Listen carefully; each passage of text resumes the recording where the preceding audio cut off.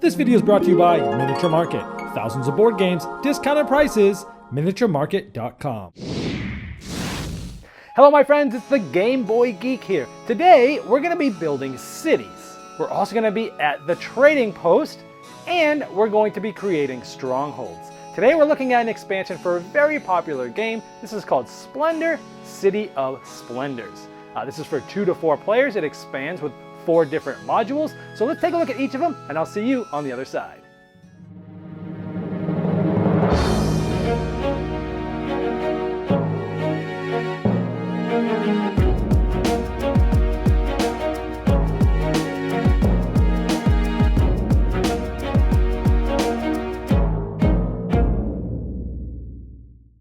Now this expansion has 4 different modules, and it says you must play them singly, so you can only play with 1 module at a time. First of all, it does come with this little token that allows you to give to the start player, so when the game ends you know who of everyone that's had the same amount of turns. The first expansion it recommends starting with is Cities. It's the easiest one. Essentially you replace all of the noble tiles with 3 cities. There's 7 tiles that come with the game. They're all double-sided, and on each side they're sort of different, and so they have different requirements. So what happens at the end of the game, you must get one of these to end the game.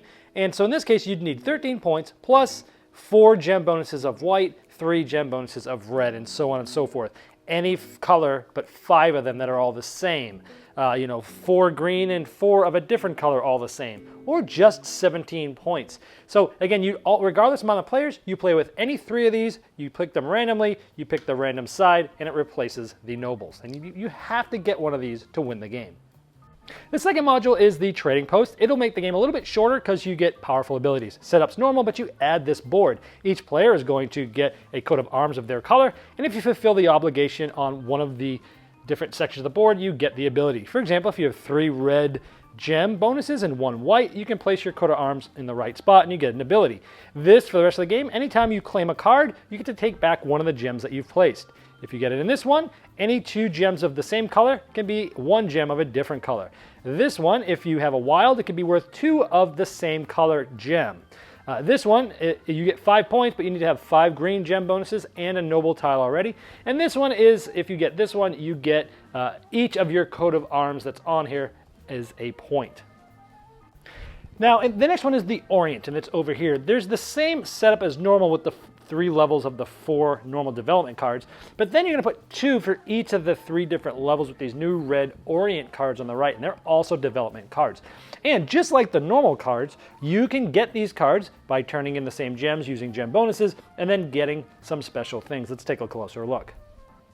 For example, if you get one of these by having 3 blue bonuses or gems or any collaboration of those, you'd get 2 wilds. This would be discarded and a new one would come out. This one allows you to give it a wild. So basically you would put this in one of the colors and it would be that color. So this could be basically 1 bonus gem of any color once you get them.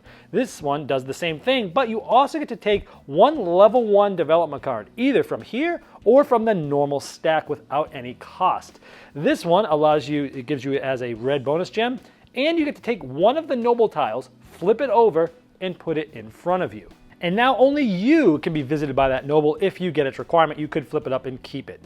This one, you can get rid of 2, in this case, black gem bonuses in front of you in your tableau to get this card, which is 3 points, and it is a white. There's ones of these for all the different gem colors.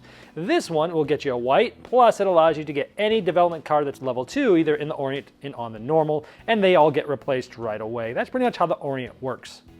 Now the last of the 4 modules is the Stronghold. Each player will get 3 of these Stronghold towers of the color of their choice. Then, when you complete a development card, let's say for example you complete this one, before it is replaced, you can do one of 3 things. One is you can place one of your Strongholds on a card. This means that no one else can get this card as long as your Stronghold's there. However, the second possible thing you could do is, if you already had a Stronghold there, you could move it to somewhere else. You can only put your Strongholds in places where other people's Strongholds are not. So I could place it or move it. Maybe the next time I get a card, I'll put 2 here. If you have 3 here, then when you complete a development card of another one, and again, after you place your Stronghold, another card would come out for the next player. But if you have all 3 here, if you claim a development card, let's say you get this one, you immediately get to claim this one. You still have to pay for it, and you would take these back, and then you'd still get to do a normal Stronghold move, which is placing or moving. Now, if you finish a development card, let's say these were here like this, let's say you claimed this one, instead of moving yours or placing one, you could take one off from an opponent and give it back to them. And that's pretty much how it works. You're trying to either stop people from getting the ones you want, claim the ones you want, only you can get them until they've taken yours off. And if you get all three, you can claim it as extra by paying for it after you've claimed something else.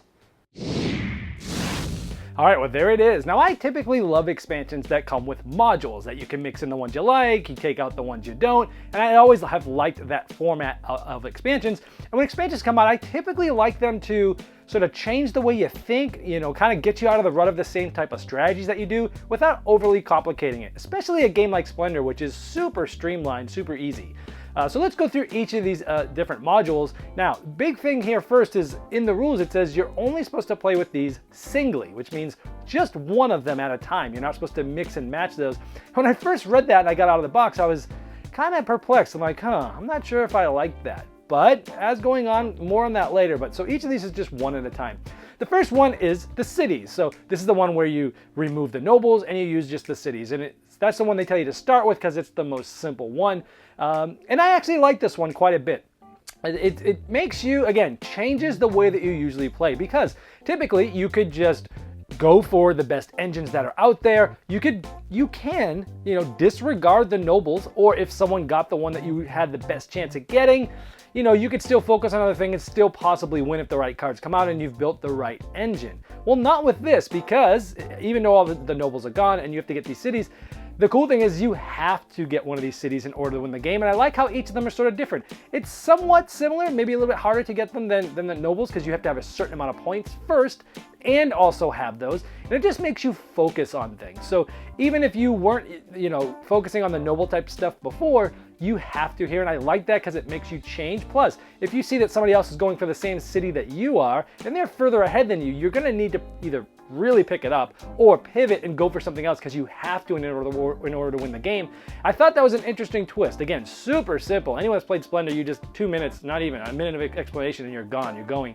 But I do like how this one sort of shapes things up. So this is actually my second favorite one of all of these, because again, it's just small twist, but does change the way that you're trying to play it. The next one is the trading post. This is the one that comes with that little board. Very interesting. I like having that there. And I like how as you get certain different things that you need, similar to say what you need to get a noble, you get the special abilities, whether it's, hey, my wild is now worth 2 of the other ones, or every coat of arms I got to get a point, or when I claim a card, I get one of the gems that I claimed. And I like that aspect of it. So again, I would never not play with this if someone asked me to. This was my third favorite of all of them. I felt, and it might have just been me, but I wanted to always do all of them, because I wanted to, get all the special abilities and, get the one of 1 point for coat of arms. But obviously, as you do that, you're not focusing really on anything, and you're going to end up being done. So for people that always like to shoot for the moon, this one's probably going to make you lose, but it's still fun. I still enjoyed this one. The next one is the one I liked the most. This was called the Orient, and this is the one where you get the 2 development cards on each level. And again, like getting other things, you can spend gems, spend things that bonuses that you already have, and you're getting things to get you a gem of a color that you don't have, or you're getting a card from a lower level without paying for it. Certain interesting things like that. I loved this because it really opened up the opportunities. A lot of times, late in the game, you just need that one more gem of that one color, and it just doesn't come out. And sometimes luck can plague you. But with this, it's like, oh, you know what? I could go for this, which would get me a wild, which then would add to this gem, and then I can get it. So it gives you multiple paths to get your strategy done, and you're not as tied to the luck of the draw, if you will. So I felt like it took the randomness of the luck, it played it down more and gave you more strategy, gave you more options. It's definitely the heaviest and most thinky. Now, granted, it's not a heavy module, but it is the most thinkiest of all of them. And I like this one the most because, it made this more of a much more crunchy game, and this was my favorite of all of them.